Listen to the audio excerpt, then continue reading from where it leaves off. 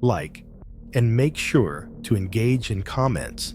Also, share this video to your friends and story lovers and click on the subscribe button on the screen to subscribe to Mortifex for more real horror stories like this. It started like any other babysitting gig. Emily had been watching kids in the neighborhood for over a year now, and she was good at it. Parents trusted her, kids loved her, and the money was decent. So when Mrs. Carter called, asking if she could watch her 2 kids for the night, Emily didn't hesitate. The house was just a few blocks down, an easy walk, and Mrs. Carter promised she'd be home by midnight. Simple. She threw on a hoodie, grabbed her bag, and started down the sidewalk. It was early evening, the sun dipping below the horizon, casting long shadows across the quiet suburban streets. The air was crisp, and the occasional bark of a dog or distant hum of a car was the only sound. But then, just as she passed the old gas station, she heard it, that voice. "Damn, looking good tonight, Em." Her stomach twisted. She didn't have to turn around to know who it was. Alex, her ex, the last person she wanted to see. Emily kept walking, gripping her phone a little tighter. She hadn't spoken to Alex in months, not since she broke up with him after things got bad. He had been possessive, controlling, and when things didn't go his way, his temper flared. The kind of guy who would make you feel guilty for having boundaries, for not answering his texts fast enough, for wanting a life outside of him. Aw, come on. What? You can't even say hi? His voice followed her, closer now. Emily picked up her pace. "I'm busy, Alex. Leave me alone." But he didn't. Of course he didn't. He never took no for an answer. "Where are you headed? Hot date?" He chuckled, the sound sharp and mocking. She ignored him, crossing the street toward the Carter's house. The porch light was on, a small beacon of safety. She practically jogged up the steps and knocked. Mrs. Carter opened the door, already halfway through an apology about running late. The kids, Mia and Jake, were in the living room, barely glancing up from their cartoons. Emily stepped inside, locking the door behind her before stealing a glance through the window. Alex stood across the street, hands shoved into his pockets, watching. Her pulse quickened, but she forced herself to focus. Mrs. Carter left in a rush, and Emily settled in, trying to shake off the unease curling in her gut. The kids were easy. Dinner, a movie, bedtime. By 9 p.m., the house was silent, except for the occasional creak of the floorboards or hum of the refrigerator. Then came the tapping. At first, she thought she imagined it. A light, almost playful tap against the front window. Her breath hitched as she slowly turned her head. The porch light flickered, barely illuminating the figure standing just beyond the glass. Alex. He grinned, pressing a hand to the window. Emily's throat tightened. This wasn't normal. This wasn't some pathetic attempt to win her back. This was something else. She grabbed her phone, her fingers shaking as she typed out a text. "Go away." She hesitated, then added, "Or I'm calling the police." The read receipt popped up instantly. Alex's grin widened. He raised his hand and slowly dragged his fingers down the glass. Emily's heart pounded. He wasn't leaving. Then the doorbell rang. Loud, aggressive. Jake stirred upstairs, mumbling in his sleep. Emily's breath came in short, uneven gasps. She didn't move, didn't blink. The bell rang again, and again. Then silence. She tiptoed toward the window, peeking out from the side. He was gone, or so she thought. A shadow shifted near the driveway, A flicker of movement. Then, a soft thud from the backyard. The back door. Her stomach dropped. The doors were locked, right? She had locked them. She was sure she had. But then, click. The back door handle turned. Emily's blood ran cold. Emily's breath hitched as the back door handle twisted. Slowly, deliberately, the sound of metal shifting, testing. She stood frozen in the middle of the darkened living room, barely breathing. It's locked. It has to be locked. The silence stretched, thick and suffocating. Then, bang! A sudden, violent jolt against the door. She clapped a hand over her mouth, choking back a scream. Another bang. Harder this time. The door shook in its frame. Oh my God, he's trying to get in. Emily's brain screamed at her to move, but her legs felt like stone. Her heart slammed against her ribs. She fumbled for her phone, her fingers trembling so badly she nearly dropped it. Call the police. Call now. Before she could dial, a new sound filled the house.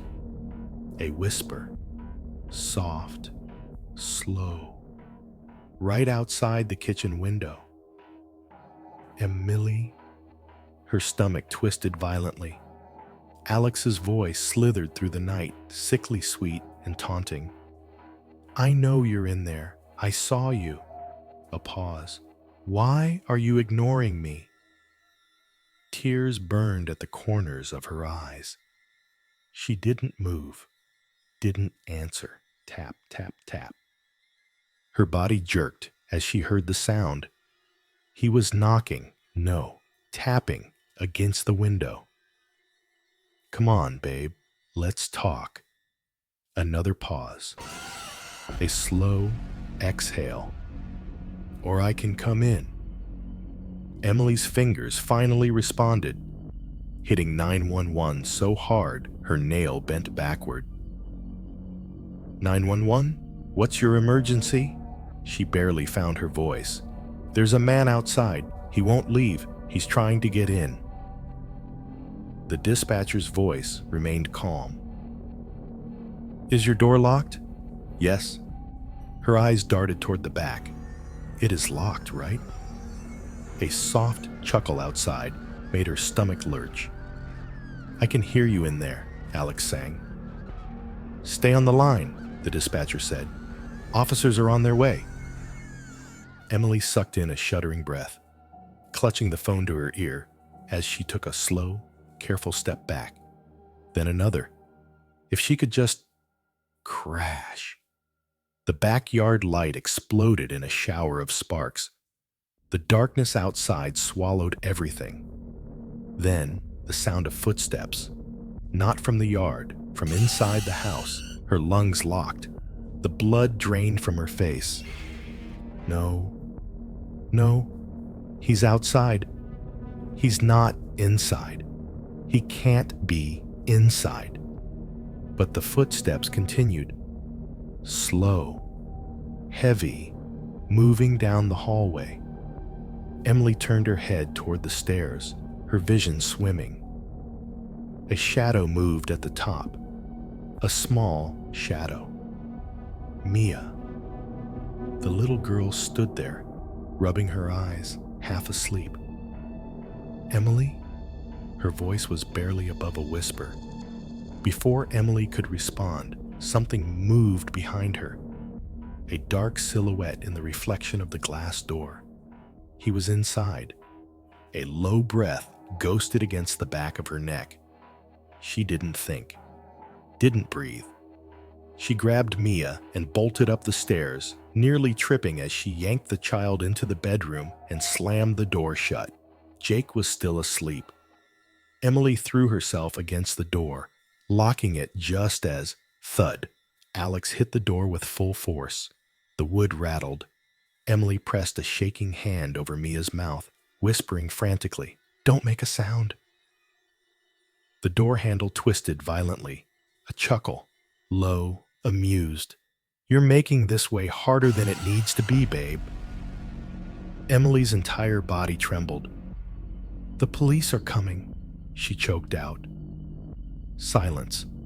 Then, in the most unnervingly calm voice, he said, "Too bad they won't make it in time." The lock started to turn. The lock turned slowly, scraping against the metal. Emily threw her full weight against the door, her breath coming in ragged gasps. Mia whimpered, her tiny fingers digging into Emily's arm. Jake was still asleep, oblivious to the nightmare unfolding around them. "Emily," Alex whispered through the door. His voice was eerily calm, almost playful. "You always make things so difficult. All I wanted was to talk." A sudden, violent bang rattled the door. The hinges groaned. Emily's mind raced. The window, the only way out. She turned, darting toward it, yanking open the blinds. 2 stories up, no balcony, no awning, just a straight drop. Her stomach twisted. No way out. Another bang, louder this time. The wood splintered. The lock wouldn't hold much longer. Her eyes darted across the room, searching. Anything. Then, Jake's closet. She grabbed Mia and threw open the door, shoving the little girl inside. "Stay here. Don't move. No matter what happens, stay quiet." Tears welled in Mia's eyes, but she nodded. Emily shut the door just as... Crack! The lock snapped. The door slammed open so hard it bounced off the wall. Alex stood there, breathing hard, his dark eyes gleaming. For a long, horrible moment, neither of them moved.